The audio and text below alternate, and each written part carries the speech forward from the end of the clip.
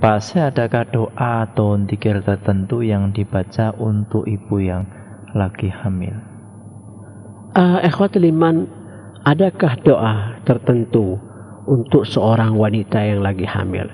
Silakan aja ikhwatul iman. Dia mau berdoa, mau baca Quran, mendekat diri kepada Allah, meminta kepada Allah apa yang lagi ada di dalam perutnya. Mudah-mudahan Allah memberikan waladan saleh atau binti salihah. Kalau kita ngelihat di dalam Al-Quran, kita buka surat Ali Imran. Ketika ibunya Siti Maryam, ketika dia nazar apa yang ada di dalam perutnya.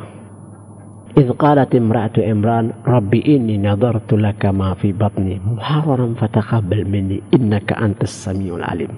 Falamma wada'atha qala Rabbi inni wada'tu untha. والله أعلم بما وضعت وليس الذكر كالأنثى وإني سميتها مريم وإني أعيدها بك ذرية من الشيطان الرجيم فتقبلها ربها بقبول حسنا أنبتها نباتا حسنا وكفلها زكريا nomor 35. Ingatlah ketika istri Imran berkata, Ya Rabbku, sesungguhnya aku menandakan kepada engkau anak yang dalam kandunganku menjadi hamba yang soleh dan berkhidmat di Baitul Maqdis.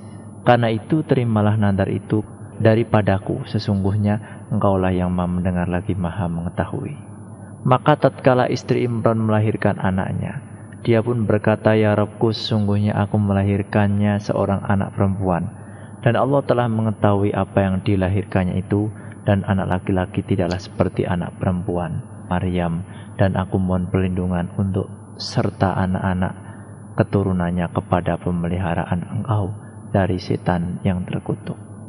Ya, maka ikhwatul iman atau mukminah, bagus ketika seorang ibu dia hamil ya, suaminya mendoakan bayi atau janin yang ada di dalam perut istrinya, dan ibunya mendoakan juga apa yang ada di perutnya, mudah-mudahan mendapat anak yang saleh atau salehah. Silakan aja dia berdoa minta kebaikan, dan dia boleh juga membaca Al-Quran, mendekat diri kepada Allah Subhanahu Wa Taala. Amma kalau ada yang memberikan statement, kalau mau cakep baca surat Yusuf, ya, kalau mau salehah baca surat Maryam gitu ya, ya ini ada qaulan nas ya khasiman, tidak bermasalah. Baca semua itu kan adalah Al-Quran ya. Tetapi kalau ada dalil yang memberikan statement baca ini baca itu yang telah dicontohkan Islam, Anda mendapat dalilnya dari hadis-hadis saya, silahkan ambil. Kalau enggak, tinggalkan ikhwatiman. Tetapi baca Al-Quran silahkan saja, itu bagus. Ketika seorang wanita dia hamil ya, ketika itu dia minta kepada Allah, dia baca Quran, terus dia berdoa meminta anak yang saleh dan saleh, tidak bermasalah. Wallahu a'lam bishawab. Kemudian Pak Syekh, Assalamualaikum. Waalaikumsalam warahmatullahi wabarakatuh. Pak Syekh, yang saya mau tanya, kalau orang yang terkena sihir atau semacamnya dan tidak sholat, apakah termasuk boleh diruqyah? Ikhwatul iman, ukhtul mu'minah, biasanya orang yang terkena sihir, dia termasuk orang yang jauh dari agama, yang tidak ada pendekatan dirinya kepada Allah SWT. Yang sering kita lihat banyak kan wanita ketika dia lagi halangan atau haid atau nifas itu ngelamun, cepat itu masuk ya. Boleh kita ikhwatul iman meruqyahkan selagi dia orang Islam ya. Kita ruqyahkan dengan ayat-ayat Allah Subhanahu Wa Taala ya, agar jin atau kena sihir kena oleh seseorang itu kita keluarkan ya. Qaulan Nabi SAW, la ba'sa bi ruqyah malam takuna syirkat. Tidak ada bermasalah ruqyah itu selagi tidak kita menggunakan mantra-mantra yang menyekutukan Allah. Rawah Imam Muslim hadis itu. Wah, di dalam hadis yang paling bagus sekali ikhwatul iman, man astata minkum an yanfa akhahu falyaf'al. Rawah Imam Muslim juga. Barang siapa yang bisa memberikan kebaikan kepada saudaranya, maka dia lakukan. Dia berikan kebaikan itu kepada saudaranya, tidak ada bermasalah. Jadi kalau ada misalnya di kampung Anda, di lingkungan Anda ada seseorang kena sihir atau kemasukan jin, ya Anda bisa membaca Al-Quran, ya, bacakan ayat-ayat Allah SWT, keluarkan jin itu, dan dengan membaca ayat-ayat Allah SWT, ya, ruqyah syar'i itu namanya. Wallahu a'lam bishawab. Kemudian Assalamualaikum, waalaikumsalam warahmatullahi wabarakatuh.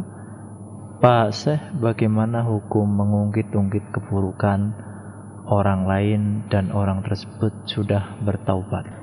Ya, akhwatul iman, awalan Islam melarang yang mana kita mengungkit keburukan orang atau membicarain orang, itu tidak dibenarkan di dalam agama Islam. Awalan kama qala Allah Ta'ala ba'da a'udzu billahi samil alim minasyaitonir rajim, ya ayyuhalladzina amanu la yaskharu qauman min qaumin asa an yakuna khairan minhum wala nisa'un min nisa'in asa an yakuna khairan minhunna wala talmizu anfusakum wala tanabazu bil alqab bi'sal ismul fusuq ba'dal iman wa man lam yatub fa ulaika humudz zalimun. Hai orang-orang yang beriman, janganlah suatu kaum mengolok-olok kaum yang lain, karena boleh jadi mereka yang diolok-olok lebih baik dari mereka yang mengolok-olok. Dan jangan pula wanita-wanita yang mengolok-olok wanita-wanita lain, karena boleh jadi wanita yang diperolok-olok lebih baik dari wanita yang mengolok-olok. Dan janganlah kamu mencela dirimu sendiri, dan janganlah kamu memanggil dengan gelar-gelar yang buruk. Seburuk-buruk panggilan ialah panggilan yang buruk sesudah iman. Maka di dalam ayat yang selanjutnya, kama qala Allah Ta'ala, ya ayyuhalladzina amanu ijtanibu katsiran minal dhanni inna ba'dad-dhanni itsm wa la tajassasu wa la yaghtab ba'dukum ba'dha ahabba ahadukum an ya'kula lahmi akhihi maita fakarahtum wattaqullaha innallaha tawwabur rahim. Hai orang-orang yang beriman, jauhilah kebanyakan dari prasangka. Sungguhnya sebagian prasangka itu adalah dosa, dan janganlah kamu mencari-cari kesalahan orang lain, dan janganlah sebagian kamu menggunjing sebagian yang lain. Sukakah salah seorang di antara kamu memakan daging saudaranya yang sudah mati? Maka tentulah kamu merasa jijik kepadanya. Ya, maka ikhwatul iman, di dalam hadis Abu Hurairah, an Abi Hurairah an Nabi sallallahu alaihi wasallam qala atadruna ma ghibah?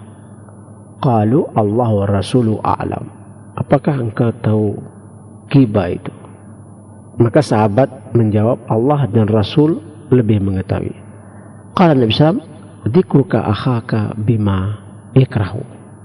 Mengingat saudaramu sesuatu yang dia tidak suka atau kejelekan-kejelekannya, kita membicarakannya.